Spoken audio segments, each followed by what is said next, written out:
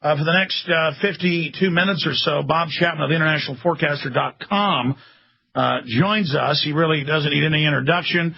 One of the biggest private gold and silver brokers at the time, very successful stock trader, had one of the biggest newsletters ever until he retired. He came back at theinternationalforecaster.com. Of course, I'm Alex Jones with Infowars.com, and I've got so much I want to talk about with Bob Chapman today on the economy, where he sees the dollar going, gold. He predicted 6 months ago that J.P. Morgan Chase, Goldman Sachs, would try to bring down Greece and Spain. It's now in the news that they're engineering this, even in Reuters. Herman von Rompuy's running around declaring world government. Fox News and AP yesterday published a secret UN document calling for global governance, a $45 trillion wealth transfer to private banks. Gordon Brown publicly, as you know, last week, the head of England, unelected prime minister, said that world government is here, a new constitution of the G20, of private banks, that you will pay your taxes to. Herman von Rompuy also said that in European Union Parliament earlier this week. Nigel Farage, European Union Parliament member from England, got in his face about it. He's now being censured. Nigel Farage, rampage of rudeness. Yes. So we're going to talk about this with Bob Chapman and a lot more today. Bob, good to have you here with us. Well, thank you. It's wonderful to be here again. And I caught the end of the last hour, and it was eloquent and from the heart, and I applaud you for it. You never know why you do what you do in life, and I can't help but think that there's designs for everybody. The place that they play in the time that they're here on Earth. And I could never really understand myself why, as a newsletter writer, I was so successful. And all I can say is his hand's on my shoulder. Otherwise, I just don't know how I could have done it. Well, they say the universe bends towards justice, and if we'll just stand up against evil, God will do the rest. But it's the simple commitment. It's like a spiritual decision that you make, and then everything else flows from that. Because if you make the right decision in your heart and soul, then you will be guided. And that's do you agree with that statement? That's the explanation. That's the reason. Bob, there's so much going on. Let's break down what the global bankers are doing right now, what is transpiring, where the economy's going. The most important info, all the economic numbers, as you know, pouring in, that this depression is now deepening. As you said 2 years ago it would do. It's incredible. Well, I think some of the things you touched on in the introduction to the hour are very salient and important. I think what is going on is that, and I talked about this 4 or 5 months ago on the program, I think they are starting to begin the beginning of the phasing in of allowing deflation within the world economy, never mind the United States, to start getting stronger. And they did that by, for the last 9 months or so, reducing what used to be called M3 from a plus 17.4% down to 3 or 4 or 5%. And that's very important because they're pulling the cookies off the table and the kids can't have them anymore. And, or as they say in Wall Street, removing the punch bowl. In layman's terms, over $50 trillion globally that private central banks have stolen from their governments that have been given to them, and now they're just cutting the money off to the people and hoarding it all for themselves.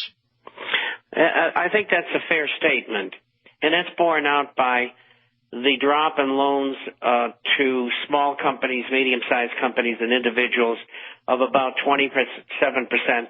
And the money that they have on deposit with the Fed. The loans they get from the Fed are back at the Fed getting more money than what they paid for them. And so that's a taxpayer subsidy. And that money could get monetized during this process over the next couple of years. And if you remember, I said, I thought perhaps by the end of the year, or certainly by the end of next year, there could be a large meeting of countries, like the Smithsonian meeting of the 70s and the Plaza Accord of 85 and the Louvre Accord of 87. And they would revalue and devalue currencies. They would have a debt settlement. They would try to form an international trading unit. And you said all of that a year ago. You said that months ago. And now, 3 weeks ago, 2.5 weeks ago, Australian headline, 24 top central bankers meet in secret, I guess, to make the real decisions. And they'll have public rollouts later next month in Canada. Are you saying it looks like they've now made their decision? Right. And I think the tip-off was about 9 months ago, maybe almost a year ago, when we saw the European Central Bank in particular lead the way from a plus 11.3 M4, which is the same as M3, down from 12.8% to virtually zero. And in fact, it's below zero right now, a wee bit. And that was followed by the United States and Great Britain. And so what they're doing is they're removing a lot of capital from the system. And the only reason you would do that is twofold. Number one, if you thought there was going to be hyperinflation, you'd do that. Or you want to bring the system down. And I think they're in the process of taking the system down. And one of the things I've noticed here, and I'll get into how they are going to proceed, one of the things I noticed is the method that they've taken by taking out Greece as an example. Anybody who has written about or is a politician in Europe or a businessman in Europe knows that Greece and Italy should have never been in the in the Eurozone. There was only 14 members, and then they expanded it to 16 out of the 27 nations within the European Union. So not everybody belongs to the Eurozone. A lot of people don't know that. And so I think they have now plucked Greece out as the example, because I mentioned in my last issue, which came out on Wednesday, there's 16 countries that are bankrupt. And I think they're going to herd them all toward the edge. And then I think they're going to have this meeting I speak of, and I don't know exactly when it's going to be, but it could be anywhere between October and the end of next year. And the reason I say October is, if they were smart, what they would do would be to have a financial crisis in October so that they could shut down markets, at least temporarily, and not have an election in November in the United States. And the reason why is all the people who are in the House and the Senate who have been paid off by these illuminists behind the throne, so to speak, they're all going to get kicked out of office, because you've seen the polls. I mean, they're dreadful. I mean, the people want everybody out, practically.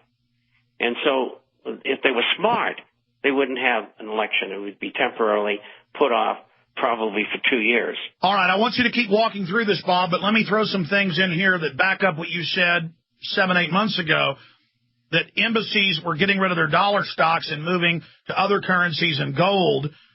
We see that being set up.